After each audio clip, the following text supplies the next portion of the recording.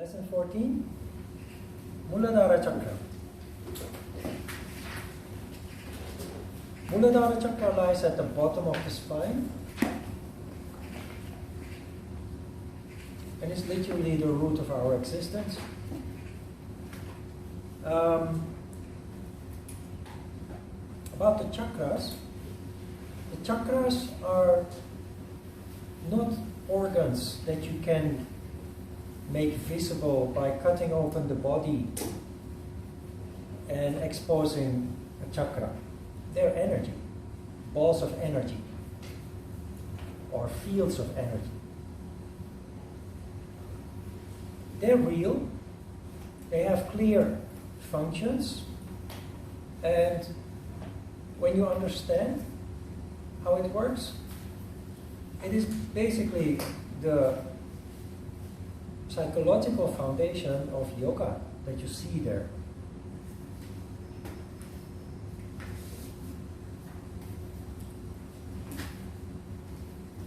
The brain is the command center, not only in terms of thought, but all the body parts and organs are also controlled by signals that come from the brain. Those signals are being sent through the nerve system. So you can see it like an internet cable. The brain is connected to a huge internet cable that then goes down through the spine, the center of the spine. And at the level of the throat, a small part, a sub-cable, separates from the main cable to take care of the functioning of certain organs on that level. In the case of the throat, that is speech, swallowing, but also hearing. At the spot, the location where the sub-cable comes out of the spine and spreads to provide the various organs with impulses, which is energy, pure energy, that is where you have a concentration of energy that, if you use modern photo technology, you could make it visible and see a field of light. That main cable that continues to go down through the spine and somewhere at the level of the heart, somewhere in the chest, at the height of the chest, a sub-cable separates from the main cable that services the heart and the lung function. So there again, where that sub-cable comes out of the spine, there is a concentration of energy. It is this concentration of energy that is basically the chakra. And so forth. Go down further at the level of the diaphragm, there is another sub-cable separating, and then at the level of the bladder, and then finally at the bottom of the spine. So, Muladhara Chakra, each of the chakras is connected with an element. In practical terms, not so very important, not so significant, but just for good measure. The subtle element, Tamatra, is earth. There's earth, water, fire, air, and ether. 5 elements. In the Korean flag there are 4 elements. The whole Eastern philosophy, you will find those elements to be important to some extent. The earth element for Muladhara Chakra, the subtle vehicle of action is excretion. What is excretion? When you go to the toilet, that is excretion. Sweating is excretion. The production of hormones by the glands is a form of excretion. And giving birth is also a form of excretion. All these functions that I just summed up are therefore all the responsibility of Muladhara Chakra. That also means that if there is a disharmony in Muladhara chakra, you end up obstipated. You can't go to the toilet. You end up not being able to push the baby out when it's time to give birth after 9 months, approximately. You need a cesarean section. You end up not being able to sweat when you're supposed to, for example, when you exercise, or you end up sweating excessively.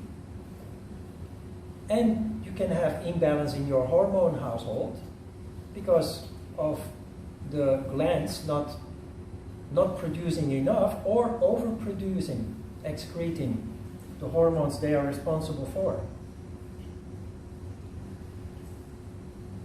Muladhara chakra not only physically but literally lies at the root of our foundation. It is the chakra that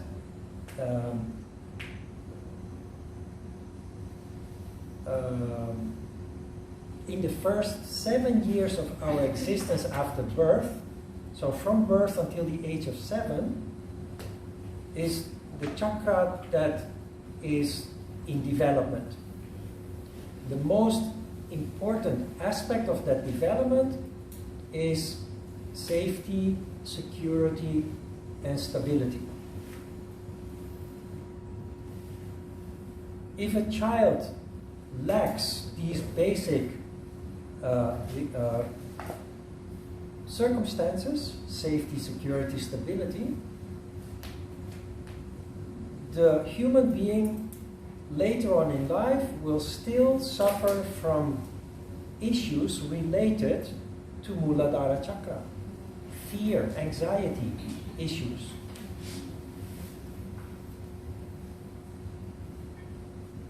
So, for the purpose of development, the most important requirement for children to grow up into healthy human beings, adults, capable of emotionally mature relationships,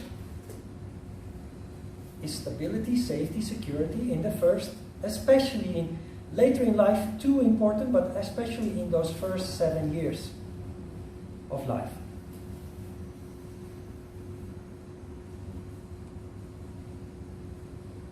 Fear is a very powerful function of this chakra. But it is important that we understand fear. What is fear?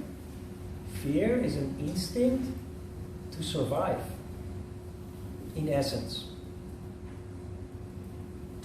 When you are struck by extreme fear, several things happen. One thing is you lose control over excretion. You wet your pants, and in a more extreme case, you even defecate in an uncontrolled way. You understand, Korean people, defecation? Poo-poo? In an uncontrolled way. Fear. So, but also, women who are pregnant, anybody here with children? You have? You have? Anybody else with children? Most women, when they get pregnant for the first time, they get advice from other women who have been pregnant. There's a lot of good advice, but there's a lot of scaremongering. Yeah, Harini is smiling because she recognizes it probably. Shine too. But what people do is make you scared. It's your first baby, you have no experience, and they make you scared of the birth process. Psychologically, what this does with you is you fear the day that you have to give birth, and you try to withdraw your attention from where you most need it. This then leads to a disharmony in Muladhara Chakra, which then causes trouble with giving birth. So alternative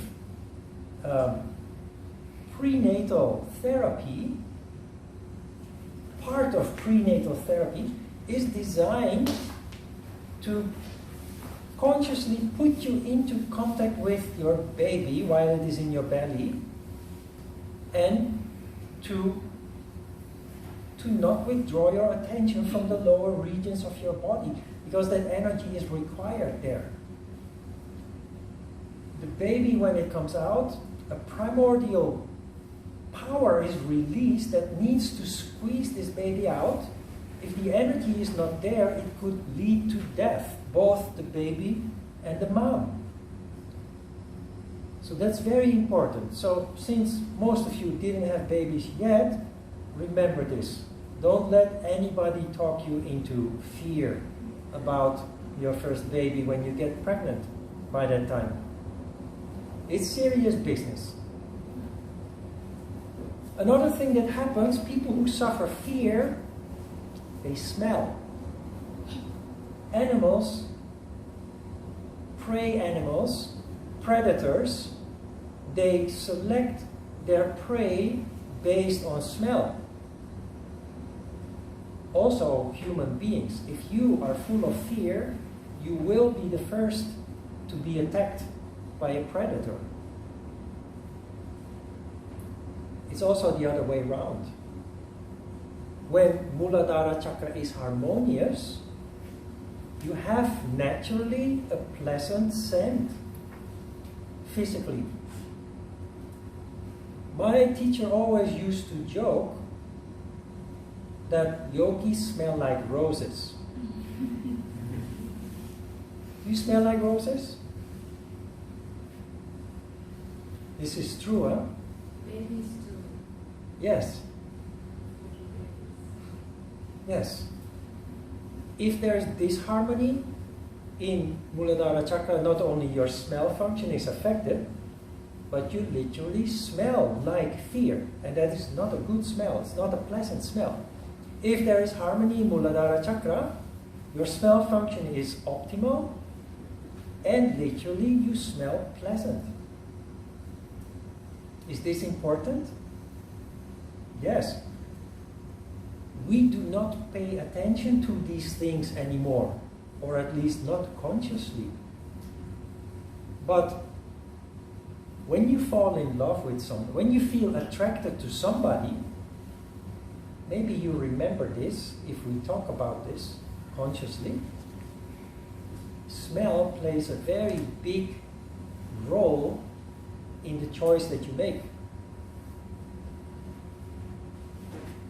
Maybe you have experienced once in your life that you met somebody, and at first you thought that person was very attractive. Until you came close, and you were able to smell that person's physical smell, body smell, and you felt resistance with that person. If you ignore that, because the person on first sight seemed to be attractive after all, you will get into trouble later. There will be no harmony in the relationship. The opposite is also true. A person that at first sight appeared not to be attractive at all, and you catch a smell of their body scent, which is very, in your experience, very nice, very attractive, you can fall in love with a person that you felt not attractive at first at all, just because of smell. So it's something not to be ignored. Pay attention next time also when you feel attracted to a person, because subconsciously we function like that, but subconsciously also we have a tendency to ignore, to push aside important signals, and it always leads to trouble, conflict.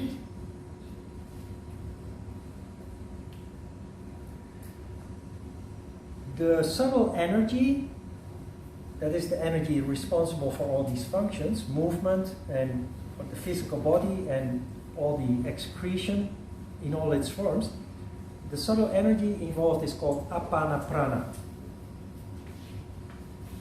The color belonging to this chakra is red. The chakras have colors that are exactly the same as the colors of the rainbow.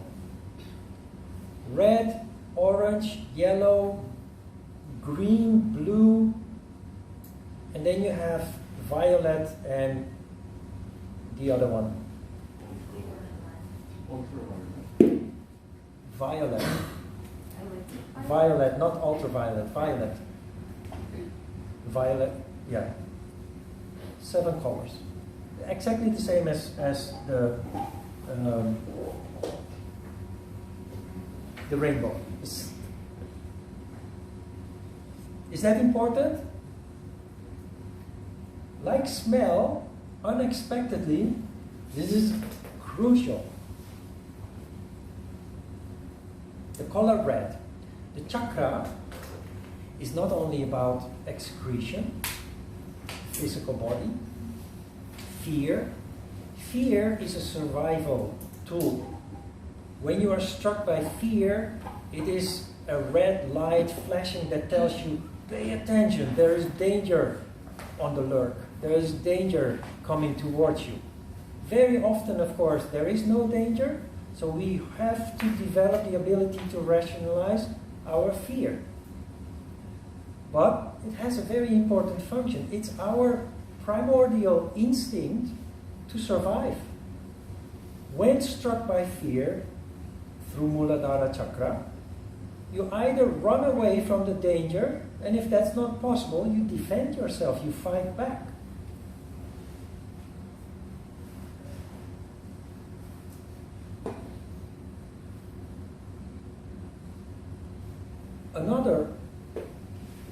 Another tool of survival, next to fear, is of course sexuality.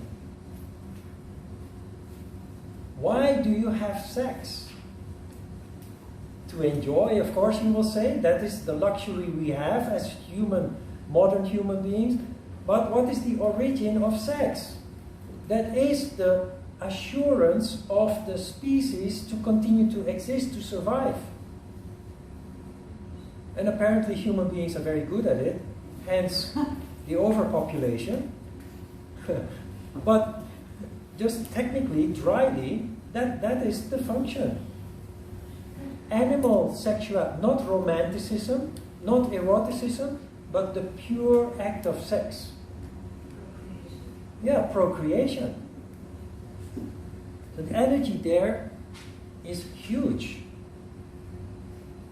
Now the color red, where do you find the color red? Have you ever been to Amsterdam? Where did you go? To the red light district. Now you understand why it is a red light district and not a blue light district. Because the color red is the color associated with Muladhara Chakra. That is not a coincidence, or that has just not been a color that has just been randomly been associated with the chakra. The color red awakens in us an animal-like instinct. And to understand how powerful this is, all you have to do is look at the marketing industry. The most successful brands use the color red. Even if the product doesn't have high quality, they're still very profitable. Coca-Cola, McDonald's, Marlboro.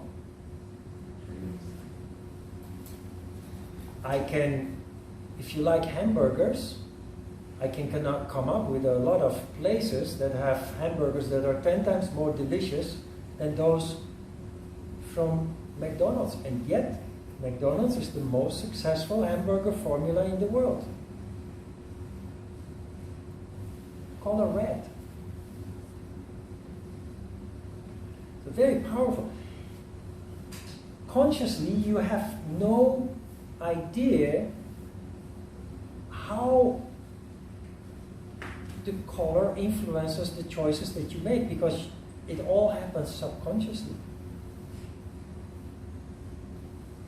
You know Ferrari, Italian sports car brand? Now they commercialized. But 30, 40 years ago, Ferrari was very, how do you say, they were very principled. They didn't build cars to make money, they built cars out of passion. And if you didn't like it, then buy another brand. But Ferrari was available only in one color, red. Now you can get them in blue, yellow, white, black, just to make money. It commercialized, like yoga commercialized, like hamburgers commercialized, cheese and beer commercialized. With that, it lost its original value. Ferraris were only available in red. Because of this, because of the raw instinct they wanted to build into it.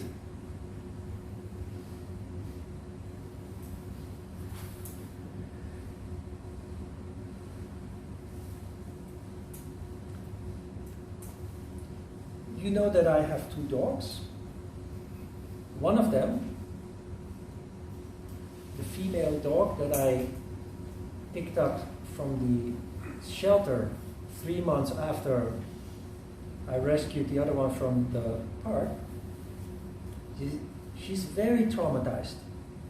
And it used to be that if only you would point at her, stick out a finger, she would defecate.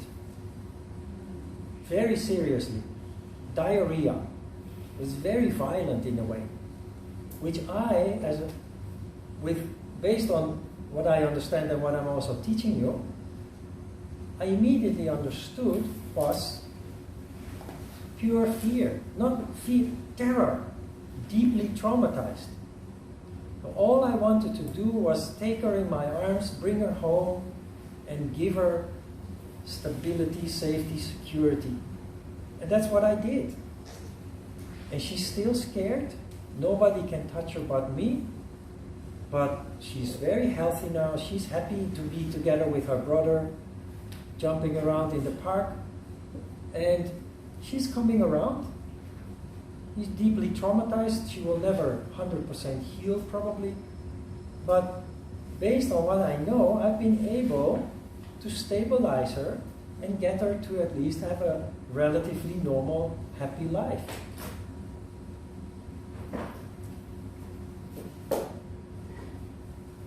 That also means that if you are an adult who suffered violence in these first 7 years that are so important in your development, it doesn't mean that you are lost as an adult.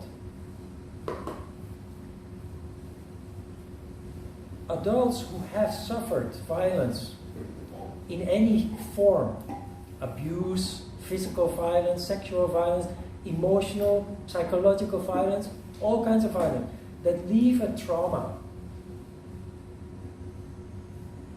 if left untreated, they very, very often end up as adults not being able to function, not being able to keep jobs, not being able to stay in relationships, become often abusers themselves. But like with Bobby, if that person or the persons around this person succeed in creating a circumstance of safety, fear, safety, security, stability, routine, that person can heal, and in spite of these first 7 years not having enjoyed these circumstances, can still become a whole human being, a properly functioning human being, being able to hold jobs, being able to be in a mature relationship. That is the true healing aspect of yoga. All you need to do, we call it sattva.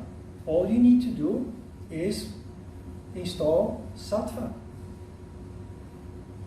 So, if you understand how this works, yoga practice naturally leads to healing of your deepest traumas, even from far back in the past.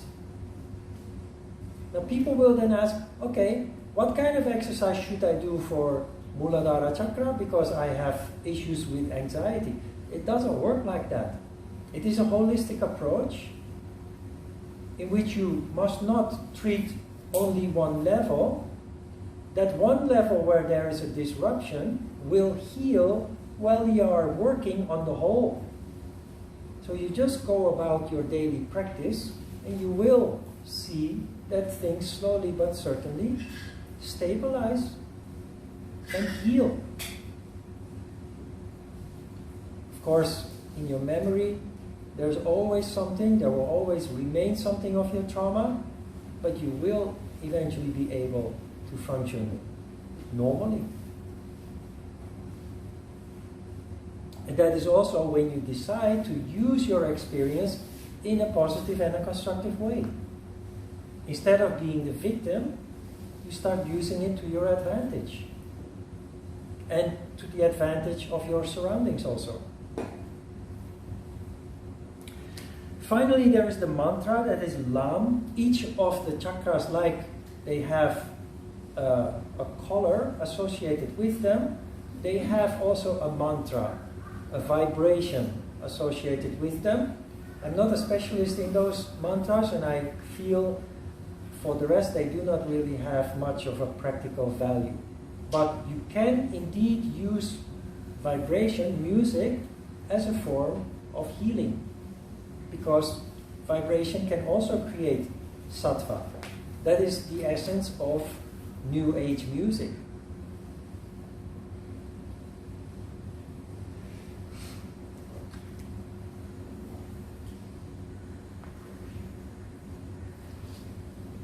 Is there any frequency for the sattva?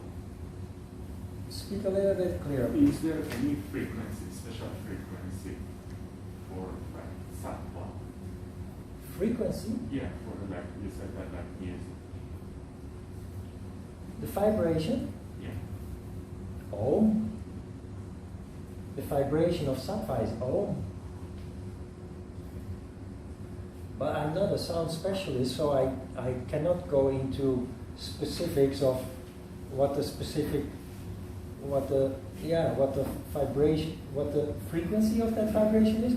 I don't know. If you find that interesting, you can research that or contemplate on it. Oh, Ron, I have a question. So the aromatherapy, it's also therapy with smells. Yeah. So does that mean that, because different aromatherapies have the different effects, but they're using the sense of smell, so Yeah. are they focusing more with Muladhara? Or is there some specific Same answer. I haven't studied aromatherapy, but the purpose of aromatherapy is also to bring about sattva. Mm-hmm. In the end, look, we have a pharmaceutical industry that is very commercial, but before we had the ability to create chemicals that can influence our physical functions, healing was best served with sattva. Because before we had the chemicals, that was the only tools that we had. Energy. Restoring the energy household.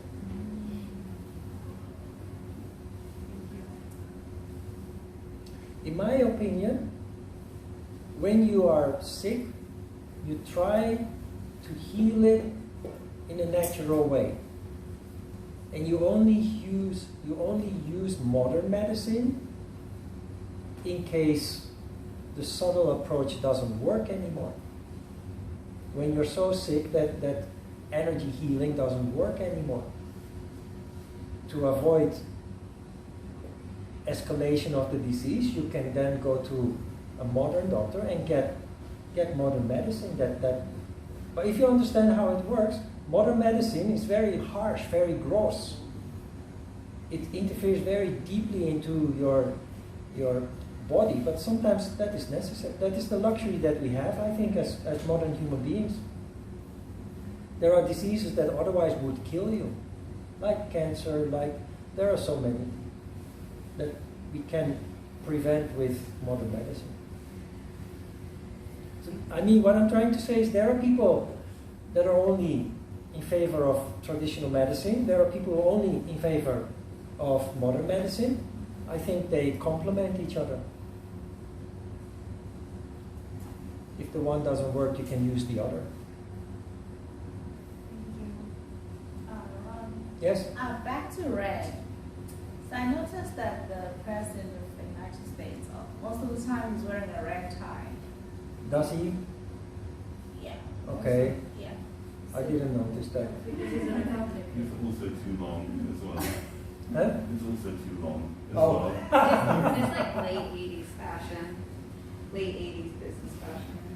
Like they wear big baggy suits and a long tie. Okay. Okay, interesting. So what is your conclusion about that? Well, you spoke about red. Yeah. So do you think that also him wearing that red tie, if you just Google his pictures, you see he's wearing a red tie most of the time. Okay. So I wonder if that somehow makes him a little bit attractive to people or something like that? Or powerful? It can be two things. It can be coincidence that it's just his personal taste, but it can also be that the people that dress him know that it appeals to a certain kind of people that adore him, and they do it very deliberately. That's possible. Which one it is, I don't know. I don't know if it's coincidence or very deliberate. But interesting observation. Is there something about sexuality? Yeah. For humans and chimpanzees, sex isn't just about procreation; it also serves a social function as well. Yeah. To build connections between. Yeah, but chimpanzees are like human beings. Just they haven't reached that high level of sophistication yet. But if you observe them, their behavior, their social behavior also, it's very similar to us. When I see a chimpanzee or a orangutan or a gorilla, I almost feel like it could be family. It looks like a human being, just its appearance is a little bit different, but yeah. Make no mistake, there are many animals actually on the ladder of evolution. They have reached levels that many people don't realize how far they have come. Of course, the primates, I think almost everybody knows, but pigs seem to be more intelligent than dogs, more conscious also than dogs. Whales, dolphins, these days it's of course a fashion to swim with dolphins or whales or but the animal world is much more sophisticated than many people realize. And also do not forget that evolution is a constant dynamic process. They will continue to evolve. And maybe one day become our equals, and maybe we will descend and another species will rule the earth. Well, you have to think in terms of millions of years, of course. That will not happen in the next century. But yeah, it's constantly evolving, constantly moving.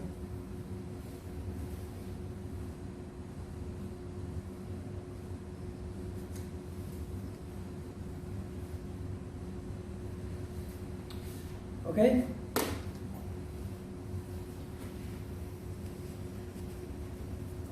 On the third page, you see illustration of the elephant Ganesha. The elephant Ganesha generally represents playfulness, but they've also given him another function, and that is when he appears in an illustration with 7 trunks.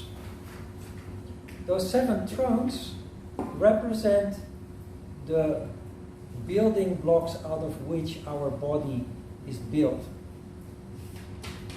So this is related to Muladhara Chakra because Muladhara Chakra is at the root of our physical manifestation. And those 7 building blocks are increasing in complexity. So our existence starts from plasma, which is the most simplest matter that has built us. Out of plasma comes blood. Out of plasma and blood together, muscular tissue manifests. Out of those 3, fat tissue manifests. Out of those 4, bone tissue manifests. Followed by brain tissue, brain, marrow, and nerve tissue. And finally, egg. The eggs that you produce in the womb or the sperm that the man produces in the sex organ. So the most complex matter is in fact your egg, your ovum, or your sperm. And that also means that when that tissue needs to be replaced, it will absorb large amounts of nutrients and energy to replace that. And that may explain why after a sexual activity, most people fall asleep, or at least are tired.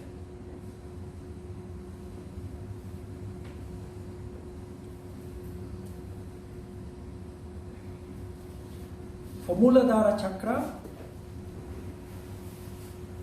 when there is imbalance, movement, the color red, working in the garden as a therapy in the soil, literally with your hands in the soil, but movement, exercise, walk, ride a bicycle, go swimming, asana practice, of course, meditation, but first and foremost, physical activity.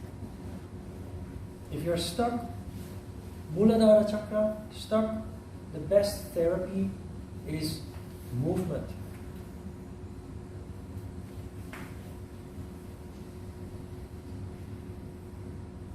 And this applies to the lower 3 chakras especially. It starts with Muladhara Chakra. Questions? Yes? There was an Iyengar yoga teacher who, during some of my asana practices, she would say, honey, you need to activate your core. So, and then she would say it's your Muladhara Chakra because it's not strong.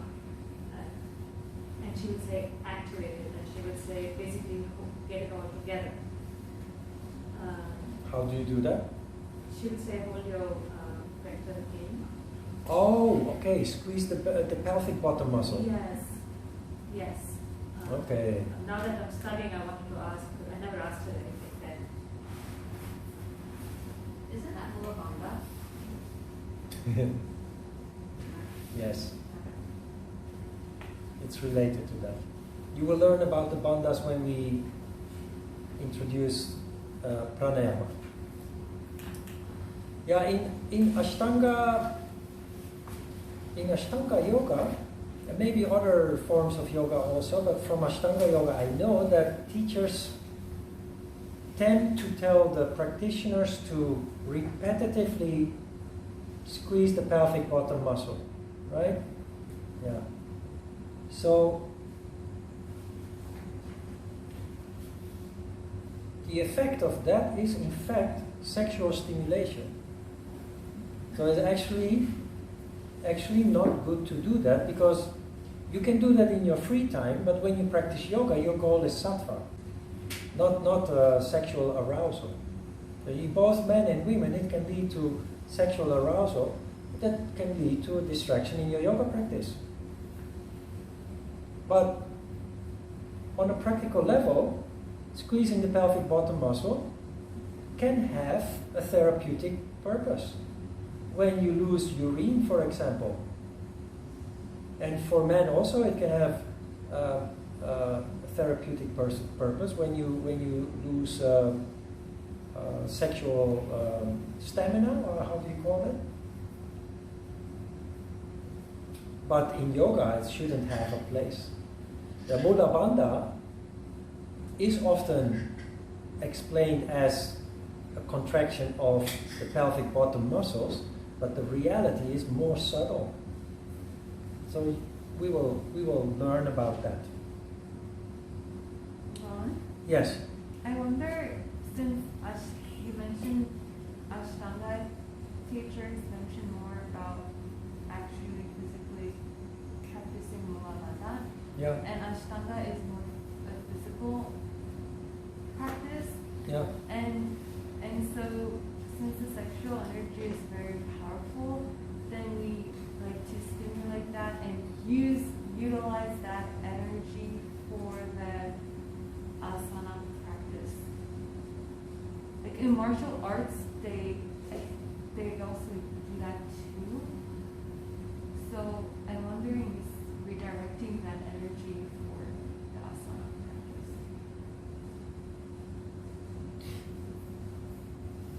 No, that's not how I see it. The energy is there already. Mm-hmm. So why would you awaken it and then try to direct it somewhere else? Just focus on the task that you have at hand, which is your asana practice. I don't see that. But it can be that you feel that it makes sense, but no, I've never looked at it in that way. It seems like a detour, an unnecessary detour to get where you want to be.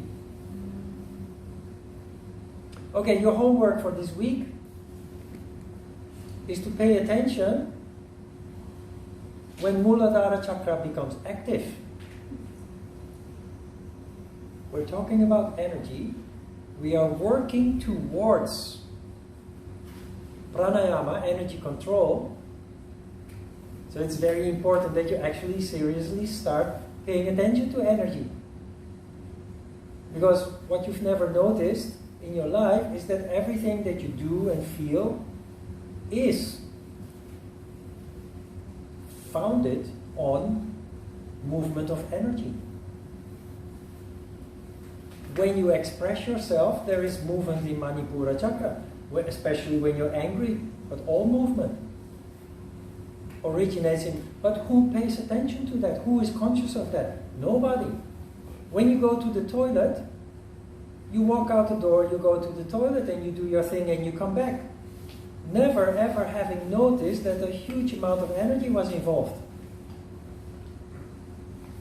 So now, when you need to go to the toilet, don't go. Pay attention what happens. When you're thirsty, you go to the kitchen, you grab a glass, and you take water from the tap or from the fridge, and you drink. But you've never paid attention how it works. What made you get up from your chair, walk to the kitchen, open the fridge, grab a glass? What makes you suddenly you decide to get up and walk to the toilet and do your thing? It doesn't work like that. There is a mechanism behind it that we've never consciously paid attention to. But that mechanism is seated in energy. And pay attention. If you start paying attention, you notice it's not subtle at all. Some of you probably know, but most of us we go through our daily lives not paying attention to these things at all. But we are going to move energy using the power of mind. So it is important that we start feeling energy. Kriya is designed to help you with that, but we have it right in front of us. Several times a day, many times a day probably, we do move to the restroom and pee or poo or both, and there is an enormous amount of energy involved that, if you pay attention, is not subtle at all. It's important that you start seeing that consciously. It will help you with so many other things in understanding yoga. Not asana, that is not the point. But there is so much more. And yoga equals life. Yoga in itself sounds superficial, but in a practical sense it integrates into everything that you do in life. Control of emotions becomes easier when you recognize the explosion of energy that comes before it. It can help you to avoid a lot of misery if you start seeing it before it actually happens. And it always starts with a whirl of energy. So it sounds funny, but it's the easiest thing to do because there's so much energy involved. Pay attention to what you feel when you need to go to the toilet. Where do you feel it? What do you feel? What is it that makes you get up? Or even the thought, the start of the thought that you decide to go to the toilet. And consciously undergo the process of relieving yourself while you are in the toilet. Funny story, huh? But very effective. Pay attention, you will see.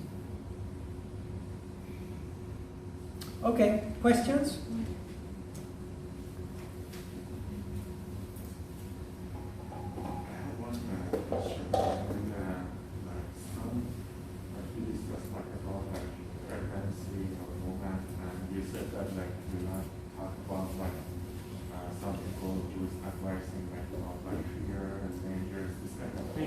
Yes. So, does that thought also can be affected on the baby, right? Of course. So, my question is here that, okay, it means that, our thought can change the genome. What? Because, we are carrying the genes, right? Yeah.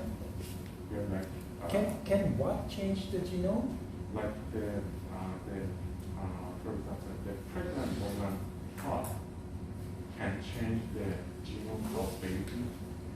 I'm not a genetic scientist, but what I do know is that the condition of the mom totally, directly influences the condition of the baby.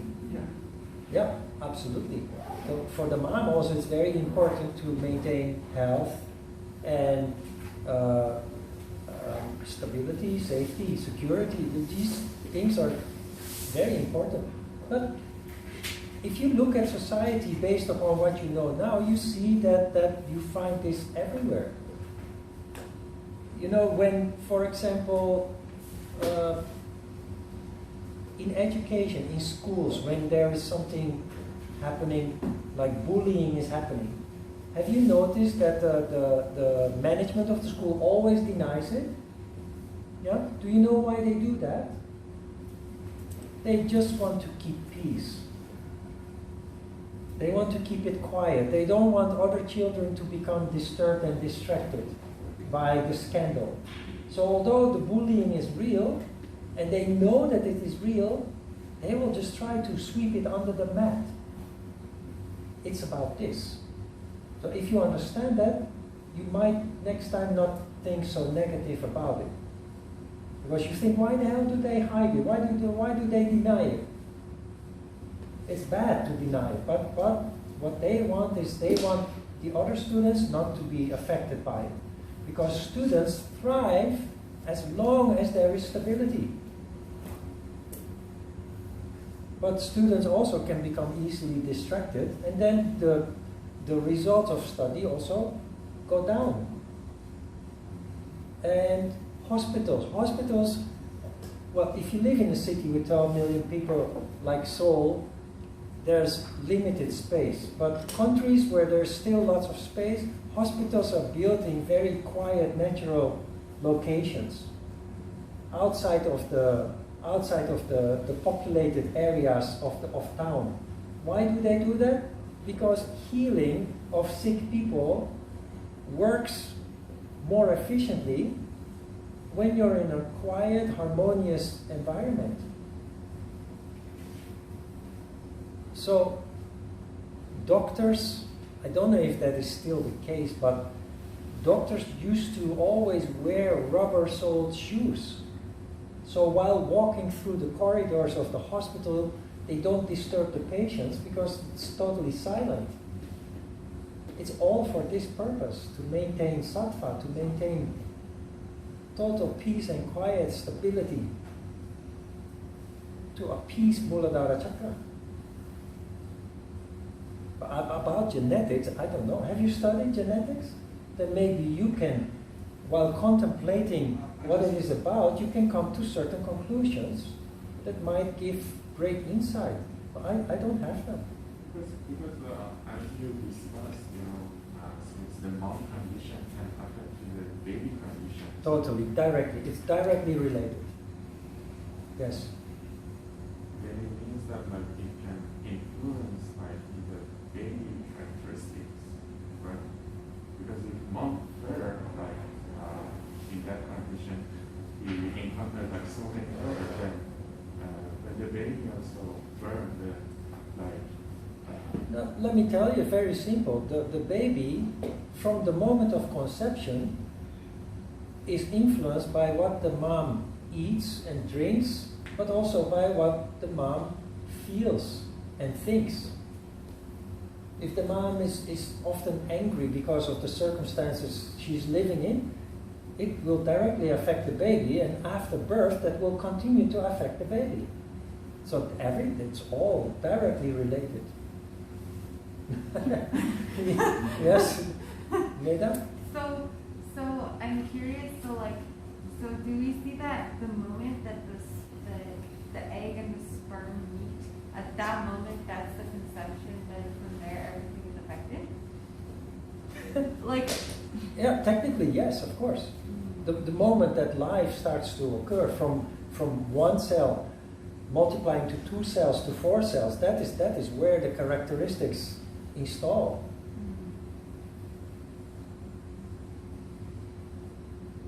What do you think yourself? I think so also. Yeah. And as soon as that it happens, that the spirit and everything is already there, that it's alive. Yeah. Then with pregnancy tests then? What? But then there's pregnancy tests to see if they're pregnant or not. Can you speak clearer? After intercourse, Yeah. there's also the pregnancy test to see if that woman became pregnant or not. Yeah. So never mind. Yeah, I'm not a doctor. I'm not a doctor. I'm not a pharmacist. So I think I'm not the right person to. No, I can tell you what I think about it, but it would be comparable to what you think about it. So those are your own contemplations. Yeah. So you should tell me instead of me trying to tell you. Mhm. So genetic data is different from emotional well-being. So you were asking about some test to check if the baby is healthy, right? Is that what you were Yeah, asking? I mean like the characteristic of baby. So there is a genetic makeup which comes both from the father, mother, and their extended families, the X chromosome, Y chromosome. So you can't really change that. But what you can change is the emotional well-being of the fetus, Right. with the state of mind that the mother is in. So it's very important that the mother has a happy environment around her. Yeah. So as much as there's science involved, there's a science of actual genetics and there's also a science of emotional well-being. So it's a combination of both that affects the growth of the baby when it's a fetus. And of course, once the baby is born, the physical environment the baby is growing up in affects how the baby Develops. grows Yeah. up. That's all. Yeah. Okay, let's have a short break. Check your Muladhara chakra.